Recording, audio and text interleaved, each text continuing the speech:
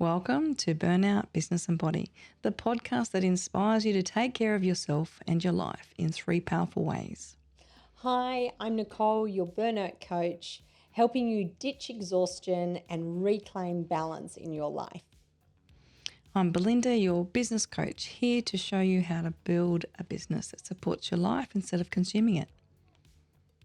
And I'm Sabina, your body coach, empowering you with incredible individuals to work smarter, not harder, by working with your body instead of against it. Amazing. What's our second podcast? So congratulations, ladies. And today we're going to talk about the importance of our values and the impact that they have on our life, on burnout, on business and our bodies. So I might kick over to you, Nicole.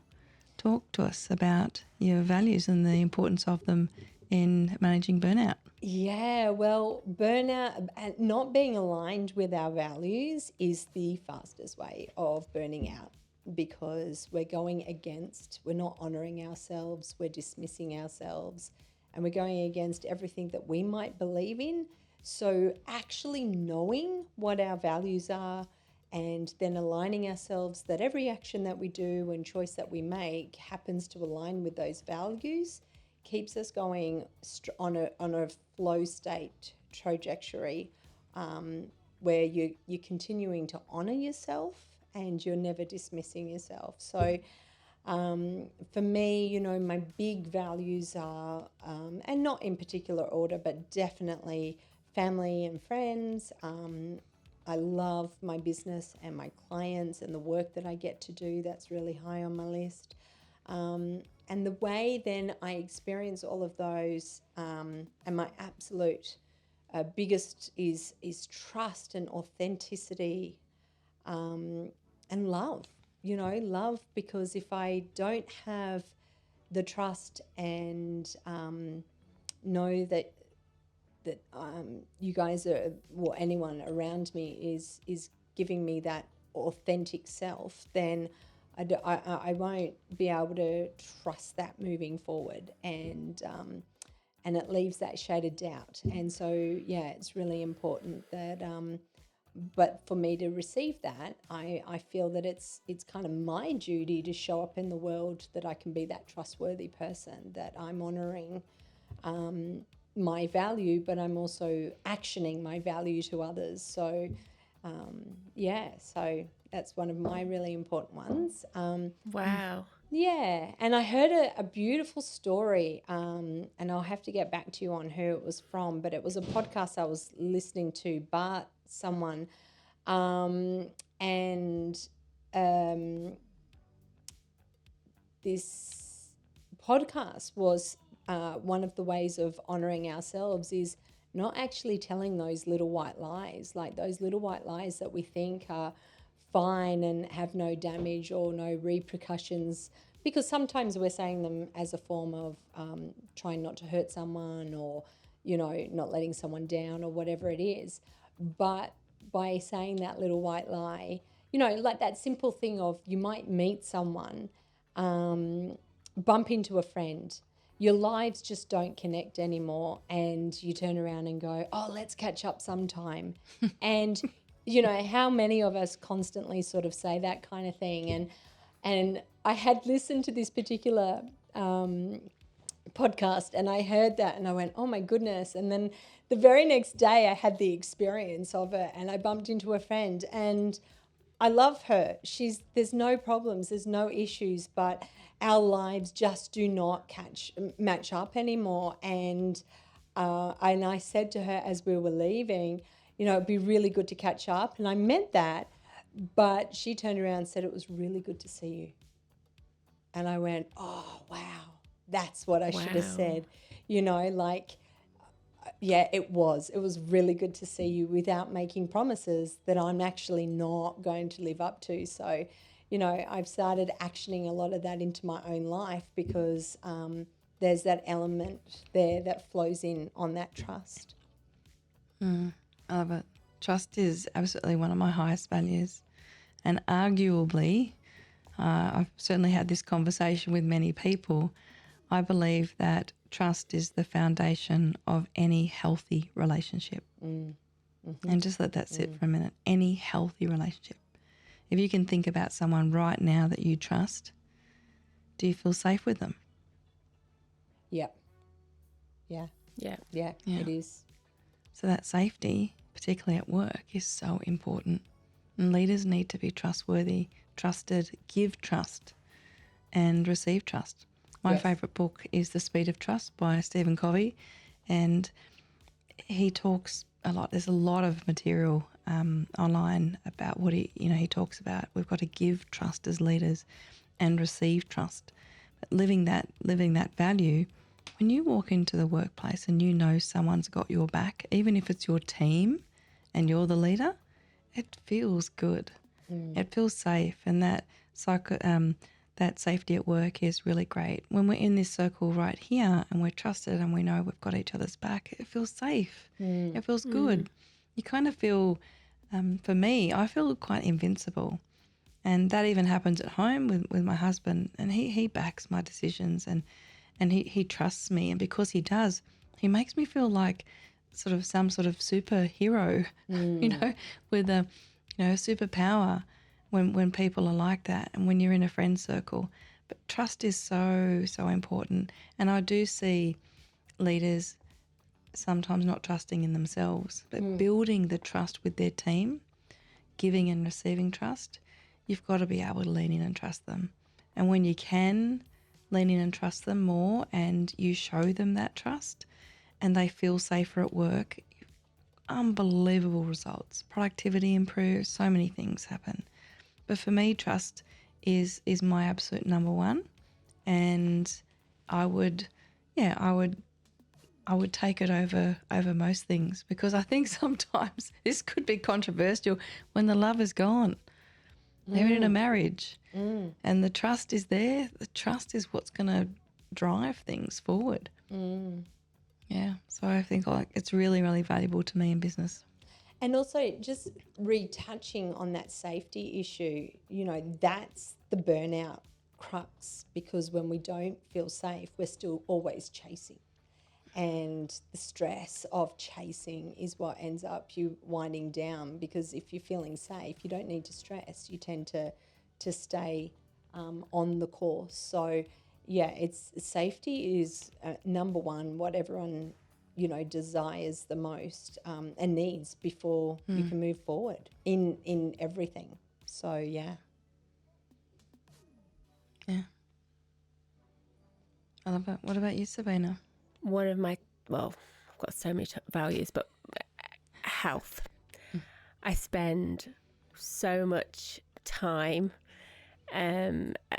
like developing my mental health, physical health, thinking about it. Yeah, just health, I think it's the foundation in my view, because you can have wealth, you can have all these different things, you can have a great family, you can have amazing experiences that await you, but if you haven't got the health to actually drive that, then it doesn't mean anything. And so I think how I put it is that you have, it could be a business empire or whatever it might be, but underneath is that health part, that health and performance. And if that's not there, then no matter how amazing your empire is, if the foundations start shifting, it's going to be very difficult to be able to navigate that. And that comes in everything. The same as your family unit. You have a family unit. If your health starts to shift, then the unit starts to crumble. So in so many different... So I think health for me is mental and physical health. I think that's definitely I don't think you have... I think it's very empty when you don't have your health. So health for sure. I love that. And if I could add to that, emotional health. The physical, mental, and emotional health, and giving that to yourself first. Yeah. I think we are advocates here to ensure that we are giving that to ourselves first. The oxygen mask we like talking about. Save the individual first, and then we can show up for the people around us, our family, our team, and our friends. But we've been taught in this society that choosing ourselves, and this will probably be controversial as well, but many of people I know agree with me that when we choose ourselves, it feels very selfish, that we're doing the wrong thing. And yet the damage that we do to ourselves mentally, physically, emotionally, all the rest of it is when we put everyone else's needs above our own, because we're dismissing ourselves and we're not listening. We don't listen to the body then, and we don't have that clarity of mind because we're like, we don't matter. And so therefore I will make sure that you're okay. And it comes at a real heavy price for us. So, 100%. you know, it's quite we need to normalize the fact that it's not selfish to be able to choose you, and it's okay to say yes to you. It's just that big, you know, it's okay for us to say yes to us, even if it's a no to someone else, because if it's a no to us, it's more impactful in a way that it's so negative that, you know, obviously you've got to have, what's the word I'm looking for? It depends on what you're dealing with at the time, but if it's going to dishonour you, then you need to make it the decision that it's a yes to you, you know, moving forward. I love it.